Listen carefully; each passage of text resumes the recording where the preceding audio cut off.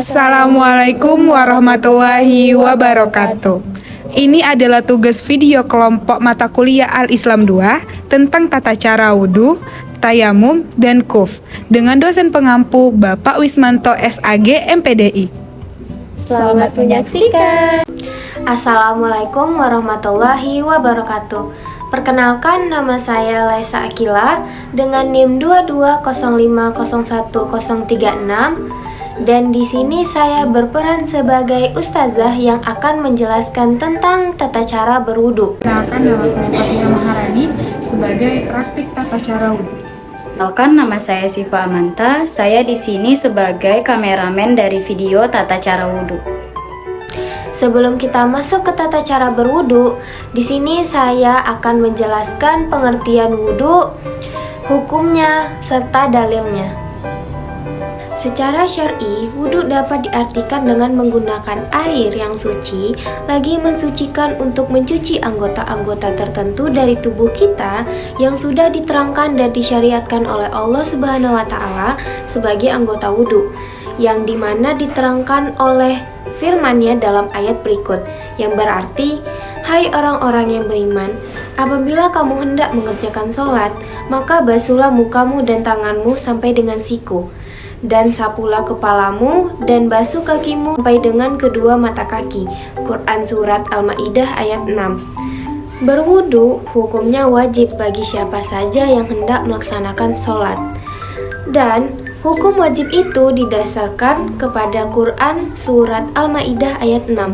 Rasulullah Shallallahu Alaihi Wasallam juga menegaskan bahwa apabila seseorang yang melaksanakan sholat tetapi sebelumnya ia tidak berwudu, maka sholatnya tidak diterima, sebagaimana yang tertera dan yang dijelaskan di dalam hadis Bukhari nomor 132, yang berarti tidak akan diterima sholat seseorang yang berhadas hingga dia berwudu, dan yang tertera serta dijelaskan juga di dalam hadis Sahih Muslim nomor 330, yang berarti tidak akan diterima sholat seseorang yang berhadas sehingga dia berwudu. Rasulullah Shallallahu Alaihi Wasallam juga menyebutkan bahwa wudu adalah kunci diterimanya sholat. 1. Membaca niat dalam hati yang dijelaskan dalam hadis Sahih Bukhari nomor 1. 2. Membaca basmalah yang dijelaskan dalam hadis Sunan Nasa'i nomor 77. 3. Mencuci kedua telapak tangan yang terdapat di dalam hadis Sunan Nasa'i nomor 114. 4. Berkumur-kumur dan menghirup air ke hidung, yaitu memasukkan air ke dalam hidung dan menghirupnya dengan sekali nafas, lalu menyemburkannya dengan cara memencet hidung dengan tangan kiri, yang mana dijelaskan dalam hadis Sahih Bukhari nomor 155. 5. Membasuh muka dan menyela jenggot. Imam Bukhari dan Muslim meriwayatkan dari Humran bin Abaan bahwa Nabi membasuh mukanya saat wudhu sebanyak 3 kali, dan juga terdapat di dalam Quran Surat Al-Ma'idah ayat 6. 6. Membasuh kedua tangan sampai siku, yang dijelaskan dalam Quran Surat Al-Ma'idah ayat 6, yang berarti, dan basuhlah tangan-tanganmu sampai siku, dan juga dijelaskan dalam hadis Sahih Bukhari nomor 155, yang berarti kemudian membasuh kedua tangan hingga siku 3 kali. 7. Mengusap kepala dan telinga, yang dijelaskan dalam Quran Surat Al-Ma'idah ayat 6, yang artinya, dan usaplah kepala-kepala kalian. Dan juga kata Rubai bin Muawis, aku pernah melihat Rasulullah berwudu, lalu ia mengusap kepalanya, yaitu mengusap bagian depan dan belakang darinya, kedua pelipisnya dan kedua telinganya 1 kali. Hadis riwayat Tirmizi nomor 34 dan Sahih Tirmizi nomor 31.